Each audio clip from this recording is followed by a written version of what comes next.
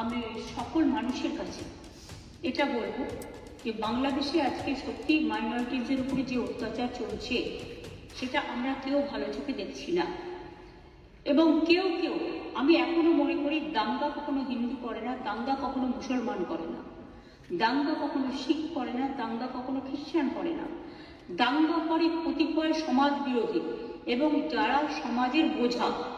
সুতরাং এই ব্যাপারটিকে এই অ্যাঙ্গেল থেকে দেখে আমরা সবাই যেন এমন কোনো মন্তব্য না করি যাতে আমাদের কোনো রকম পরিস্থিতি বাংলায় এটাকে নিয়ে খারাপ হয়।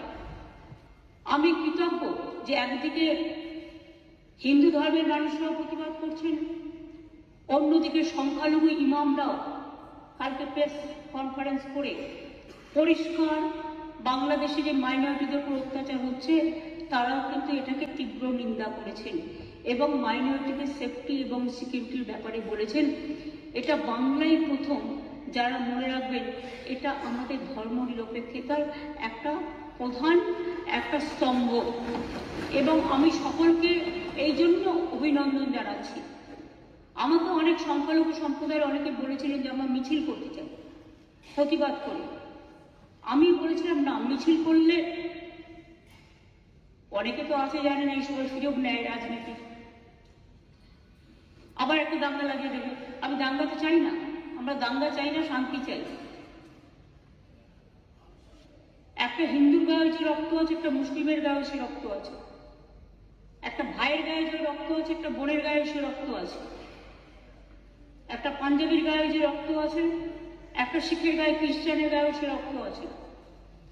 আমরা নিজেদের মধ্যে ভেদাভেদ না করে, আর কয়েকটি মিডিয়া, আই মাস্ট সে, আমি অ্যাপিল করছি তাদের কাছে, এটা উত্তরপ্রদেশ নয় যে আপনাদের ব্যান করে দেবে, এটা উত্তরপ্রদেশ নয় বা রাজস্থান নয় যে আপনাদের অ্যারেস্ট করে নিয়ে যেভাবে সাংবাদিকদের উপর অত্যাচার হয়েছিল, আমার কাছে ছবি আছে, সেটা করব।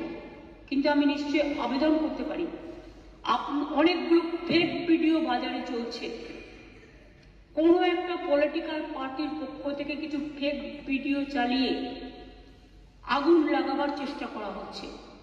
প্লিজ দয়া করে, অনুগ্রহ করে উভয় সম্প্রদায় এর থেকে বিরত থাকুন। আমরা কেউ কিন্তু কারো পক্ষে নয়, সবাই কিন্তু সবার পক্ষে, এটা মাথায় রাখতে হবে। আমি বারবার বলি, ধর্ম যার যার আপনার, উৎসব কিন্তু সবার। বাংলাদেশের ব্যাপারে government of India, late government of India to decide. এখানে আমরা যেন কেউ অতিরিক্ত কথা না বলি এবং অতিরিক্ত কথা বলে পরিস্থিতিটা নষ্ট না করি। যারা ভাবছেন এটা নিয়ে রাজনীতি করবেন তারা জেনে রাখুন, ওটা করতে গেলে আপনার রাজ্যেরও ক্ষতি হবে, ওখানেও যারা আমাদের বন্ধু বান্ধবরা আছে, ভাই বোনেরা আছে, তাদেরও ক্ষতি হবে।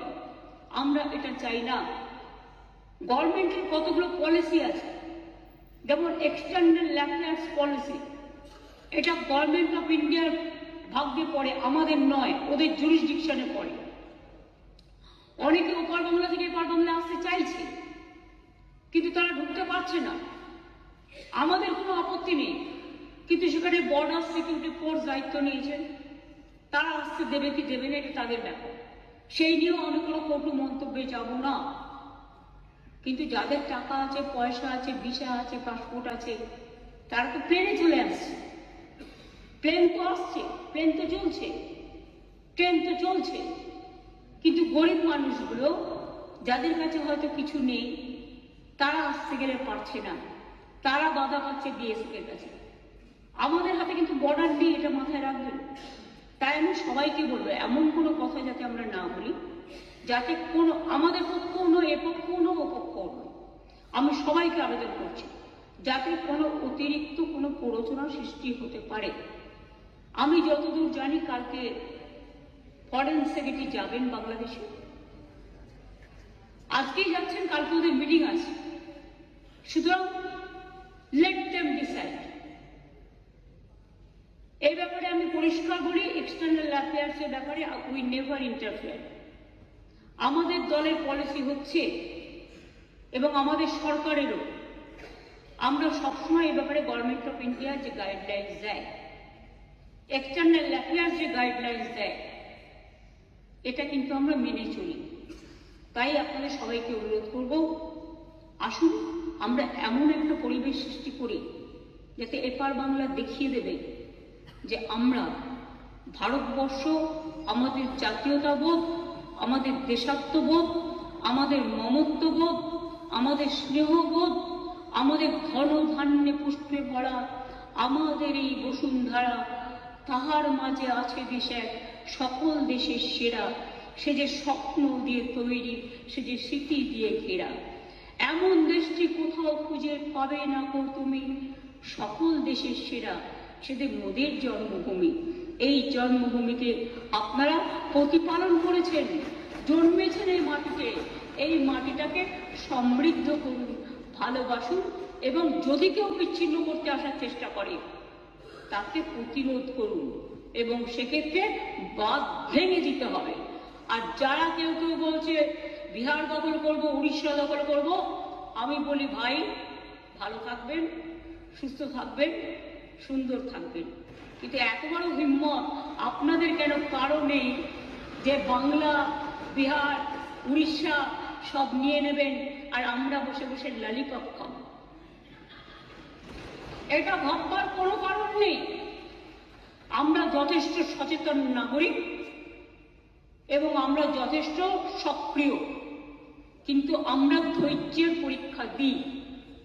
তার কারণ এটা আমরা রবীন্দ্রনাথ ঠাকুরের কাছে শিখেছি যে আগুনের পরশমণি ছোঁয়াও প্রাণে, এই জীবন পূর্ণ করো, এই জীবন পূর্ণ করো, এই জীবন পূর্ণ করো। তাই আমি মনে করি ভারতবর্ষের অখণ্ড আমাদের সকলের অখণ্ড, এবং আমরা সবাইকে রক্ষা করব। এটাই আপনাদের সকলকে আমি আবেদন জানিয়ে গেলাম। যেহেতু হাউস চলছে, লোকসভাতেও আমাদের মেম্বাররা নিশ্চয়ই আলোচনা করবেন সুযোগ পেলে। কাজে যিনি গেছেন ক্যাবিনেট সেক্রেটারি, আমরা আশা করি তার দৌত্য সফল হোক, শান্তি ফিরে আসুক। বাংলাদেশের রাজনীতির সাথে আমাদের রাজনীতির সম্পর্ক নেই। ওরা কে কি রাজনীতি করবে সে নিয়ে আমরা কোনো কথা বলতে চাই না, কিন্তু আমাদের দেশের যে ধর্ম নিরপেক্ষতা, যে গণতন্ত্র, যে সংবিধান, আমরা যেন সেটাকে মেনে চলি। আমরা যেন অন্য কোনো উস্কানিতে আমরা যেন কোনো উস্কানি না দিই, এটুকুই আমার আবেদন। অনেক ধন্যবাদ স্যার।